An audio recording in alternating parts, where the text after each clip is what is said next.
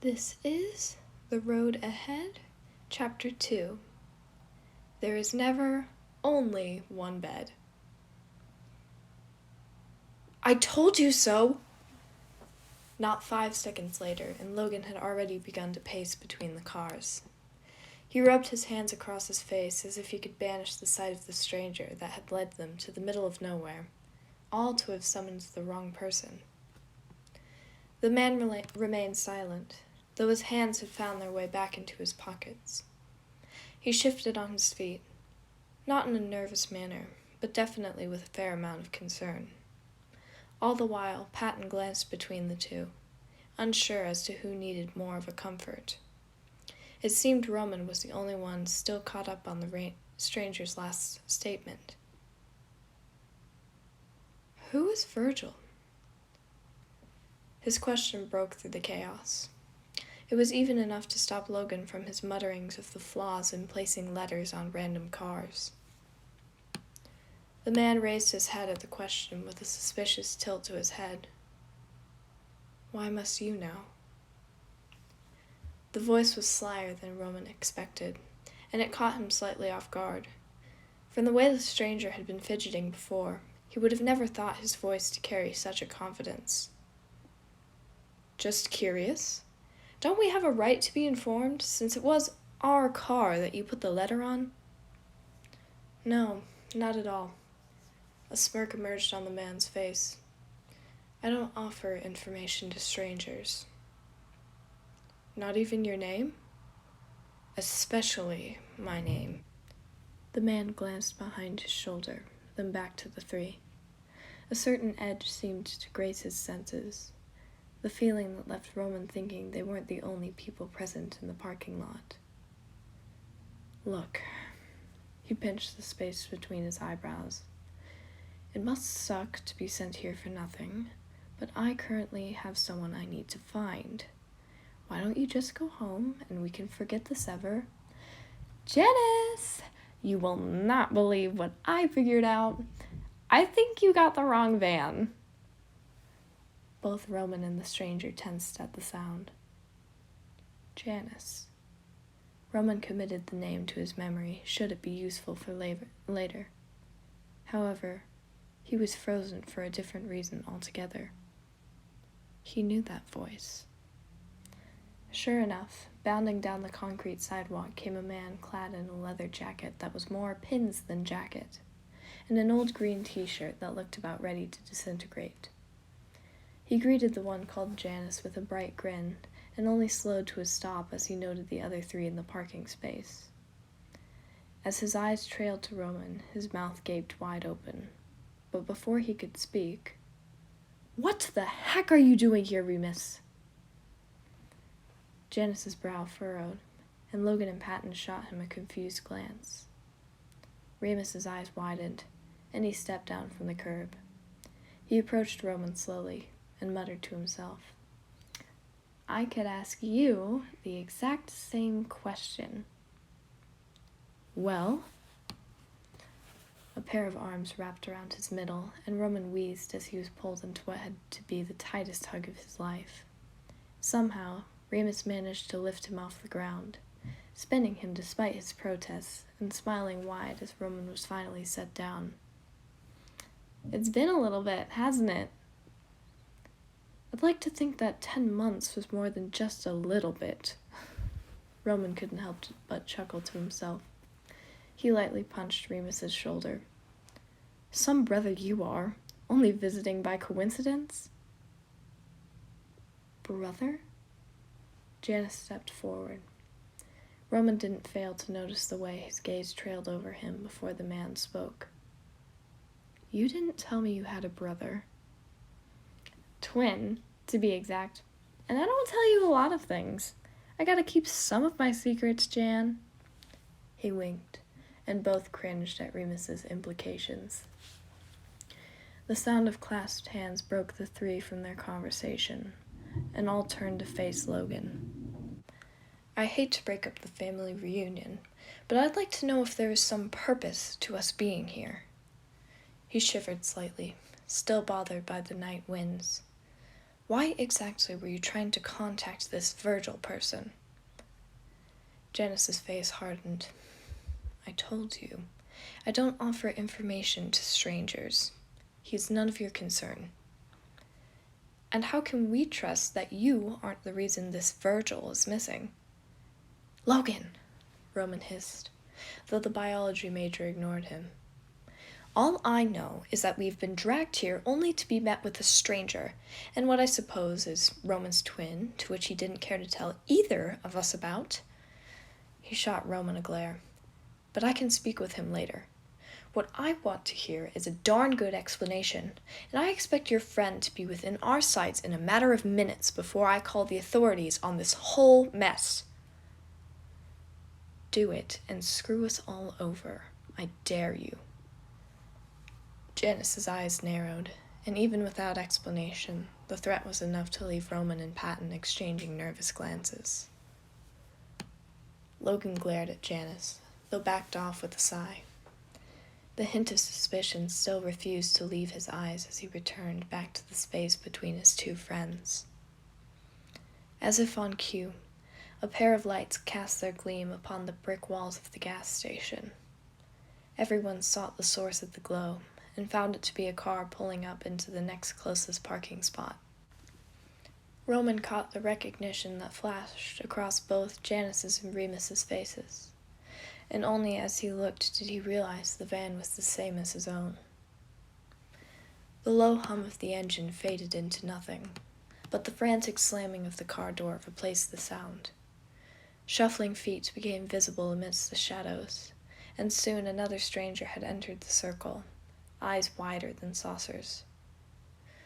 What the heck do you two think you were doing? I swear, you're going to be the death of me. They'll be after us for sure. I can't believe you. Remus's face split into a grin, while Janice made a slashing motion with his hand. His eyes darted between the group. No, don't quiet me, Janice. You people left me, and not 5 seconds later, I'm hearing sirens. Virgil. Janice's tone was warning. Consider your audience.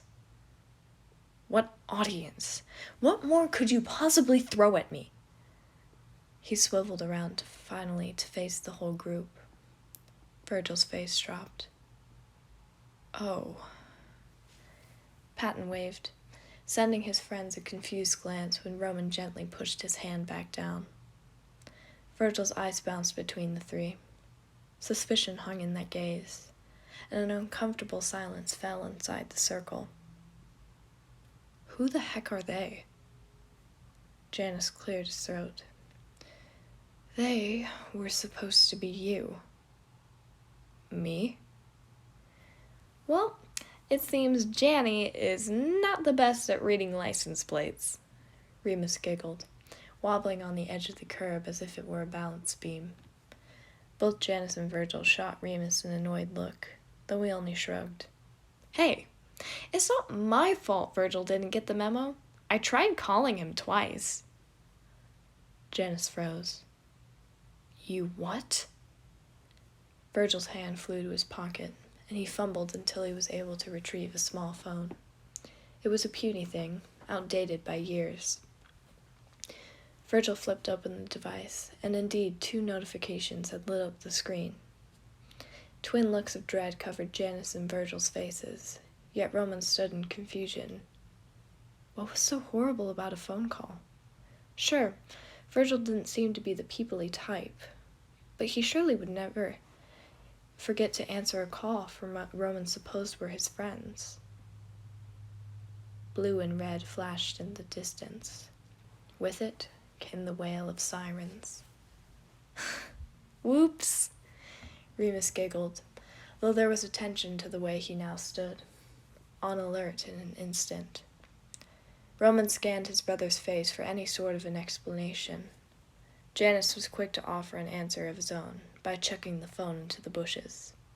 Somehow, Virgil didn't look too affected.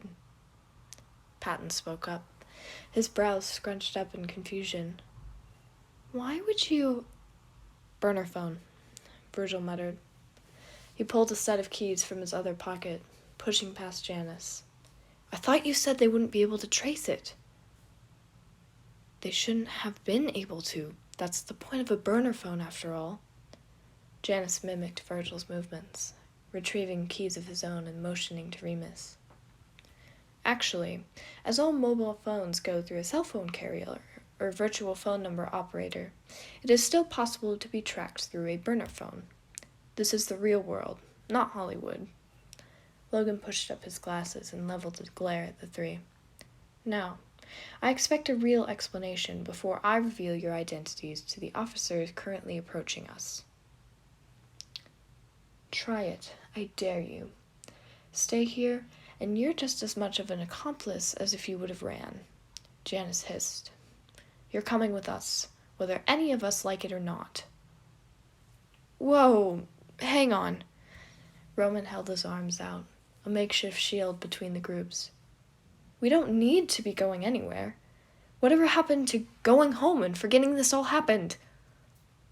Things change. We don't have time to talk it out, Virgil said. Unless you want to find yourself in prison, get in the car, now. Roman fell silent. He glanced back towards his friends for any sort of reassurance, though both seemed to be out of ideas. They didn't have a chance to decide. Roman felt a hand on his wrist, and before he could utter so much as a word, he was whisked into a car. Amidst his struggles, he saw Logan experiencing the same, though he had the wits to fight back, earning Janice a nasty scratch across his arm. Sure enough, Logan lost the battle and ended up grumbling in the back seat alongside Roman. Worried, he glanced outside the window. Patton was nowhere to be found. The car sprung to life as the sounds of sirens only grew closer. If you're wondering about your friend, he's riding with Virgil at the moment. Better we split up for now. Janice leveled a glare at Logan from the back seat, clutching his arm gingerly where the scratch had drawn blood. Logan smirked, his last defense and being taken against his better judgment. Remus glanced back at the two, and as soon as he met Roman's eyes, his face fell. Why? Roman mouthed to his twin, not wanting to spur any more conflict from Logan overhearing. Remus shrugged. I'm sorry, he mouthed back. It's the safest option. You just happened to be lucky and stumbled into a bad day. Some luck, Roman muttered to himself, crossing his arms over his chest and turning to look out the window.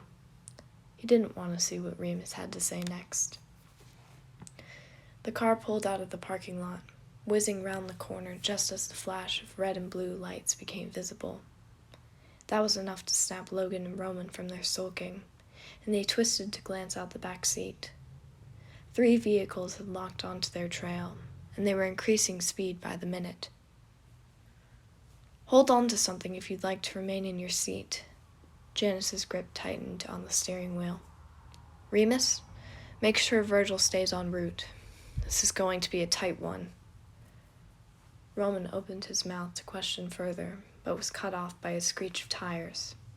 He was thrown to the side as Janice whipped around a corner, and a grunt from underneath him revealed he had landed on Logan. The two quickly pushed away from each other, only to be swept into another turn. Logan's less than friendly language was enough to indicate he hadn't steadied himself fast enough. The low hum of the car increased in pitch. Janice slammed on the gas pedal, throwing both forward and nearly out of their seats. Remus's laughing could be heard from the front of the cab, and Roman would have scowled had he not been struggling to properly buckle his seatbelt. Once righted, Roman managed to catch a glimpse behind him. They had shaken one car, though the other 2 were still dangerously close. Just to the right was another, nearly the same model as Roman's van. Upon a closer look, Roman realized it belonged to Virgil, and a very alarmed Patton sat on his passenger side. Something whizzed past the window, a crack sounding just seconds later. Janice's eyes widened, and he sent a frantic glance to Remus, who had already twisted so he was half laying across the back seat. Well, they're definitely armed, he shouted above the sounds of screeching tires and ever-screaming sirens. "From the looks of it, they can't have too much ammo on them." Another crack, though this time the window shattered. The pieces sprayed into the back seat, and Logan and Roman shrunk back from the shards. "All right, they have more than I thought. My bad." "Tell me how to shake them," Janice called, his knuckles white from gripping the steering wheel so hard. A map had been pulled up on the front screen in hopes of finding an escape route. Several cars honked at them as they wove through the lanes. Remus swiveled to take a look at the map. Unsatisfied, he unbuckled his seatbelt and pressed the button to open the sunroof. Janice, shocked, momentarily broke his focus from evading the authorities. "Remus, what in heavens are you doing?" "Getting a better view." His voice was barely audible over the wind. A pop sounded, and Remus ducked to the side. "My God, these are definitely not normal law officers." "You think?" Rowan called from the back seat. He gripped the side handle for dear life. "Take the exit." Logan spoke up from where he had curled into the side door, and Remus turned with an eyebrow raised. "What?" "Just trust me. Take it now." Janice didn't argue, jerking the wheel to the side and nearly clipping the car in front of them. They sped up the ramp, successfully ditching one of the vehicles. The other remained hot on their tail, though luckily Virgil had caught on and remained by their side. Logan leaned forward, stabilizing himself between the two front seats. "Make a U-turn. Quick." Janice obliged and whipped the car around just before the final vehicle could reach their side. Remus stumbled from where he'd been hanging out the car and tumbled back into his seat with a grunt. They swerved, drifting slightly to avoid the oncoming traffic they had driven into. "On your left!" Remus shouted. A semi swerved to the side and narrowly avoided hitting them straight on. Its blaring horn was enough to indicate the driver's frustrations. Roman glanced over to see Logan's face a ghostly white, though his eyes remained trained on the road. The wheels dropped off the side of the road and into the grass alongside the interstate. Janice cranked the wheel, though rather than riding the car back onto the road, he cut through the grass. Against his better judgment, Roman screamed. They rolled back onto the road with a jolting bump and sped forward before the last car could follow their path. Roman watched the speedometer go from 50 miles an hour to a roaring 80. Somehow, they didn't manage to hit any other vehicles. One car in particular had a few crude gestures to offer, though Remus responded by sticking his head out the sunroof and flashing a crooked grin. Neither car came to a stop until the sound of sirens dissolved into nothing, and the clock had struck an ungodly hour. Finally, they had made it to a secure location. Motel Eldon, the sign read. It was a normal-looking place, about as much as you'd expect from a motel in the middle of nowhere. Roman, however, could have sworn it to be a mansion then. Anything was better than holding on for his life while running from the police. Roman waited for the lights in the car to dim before he dared step outside. A click sounded, signaling the doors had unlocked, and Roman nearly ripped off the handle. He rounded the vehicle and found Logan by his side. Both frantically scanned the parking lot. There, in the far corner, was a familiar van. Logan and Roman all but rushed over, leaving Virgil jumping to the side to avoid being trampled. Patton turned from where he had just stepped out of the van, eyes wide. He let out a relieved sigh as Roman swept him up into his arms and spun them in a circle. Logan remained to the side, though carried a gentle smile of his own.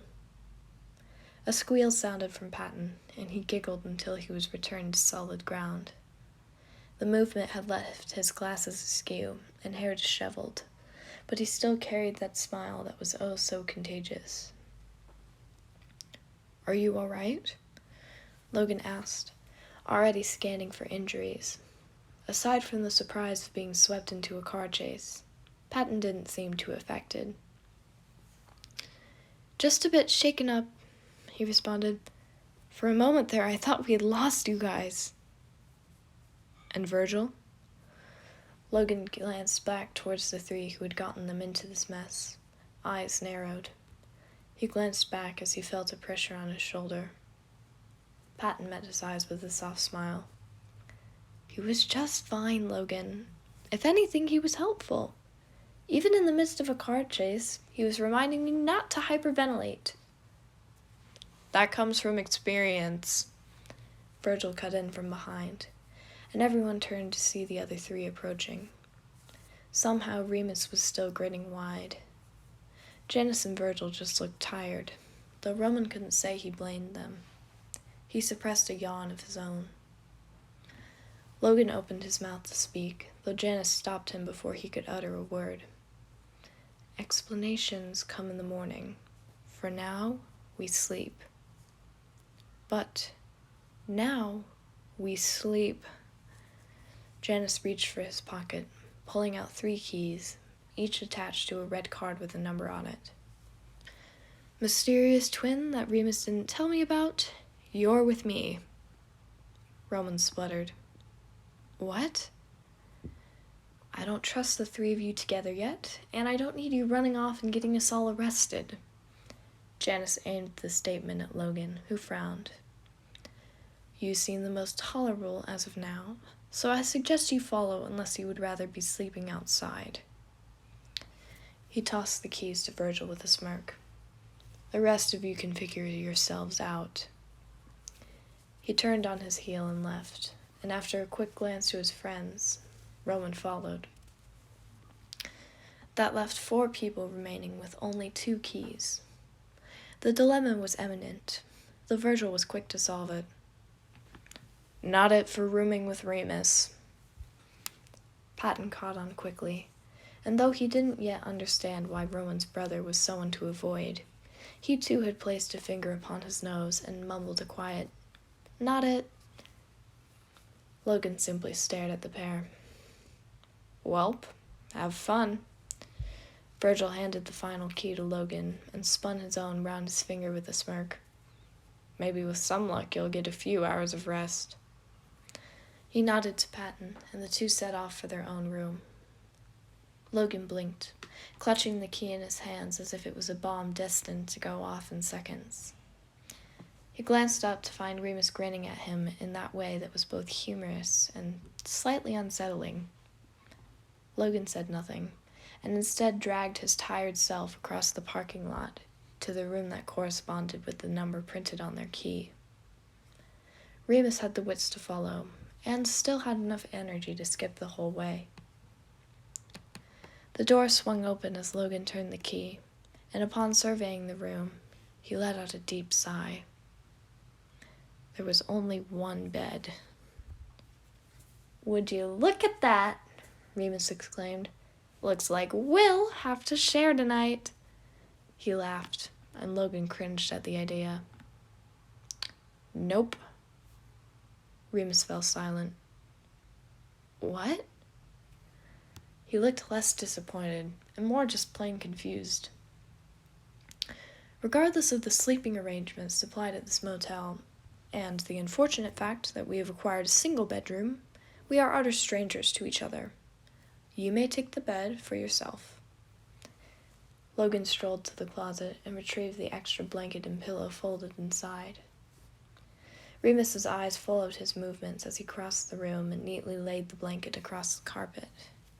After setting the pillow down just above the edge, he removed his glasses and placed them on the desk provided. Once finished, he looked to Remus with brows furrowed. Are you not going to sleep as well? Remus was speechless. You're seriously sleeping on the floor? I intend to, if you would turn off the lights. Okay. Remus shuffled over to the light switch and flicked it off before climbing into the single bed, still left without words.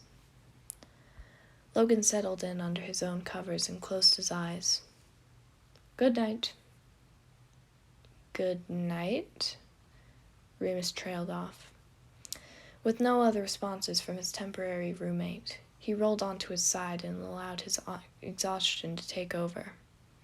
Despite all that had happened, both were asleep in a matter of mere minutes. The day had finally passed, reassurance from what had been nothing short of chaos. Still, the question of what lay ahead loomed over all 6 of the people residing in the motel. Until morning came, there would cease to be an answer. This has been Chapter 2 of The Road Ahead. Thank you so very much for listening, and I will see you next time for Chapter 3.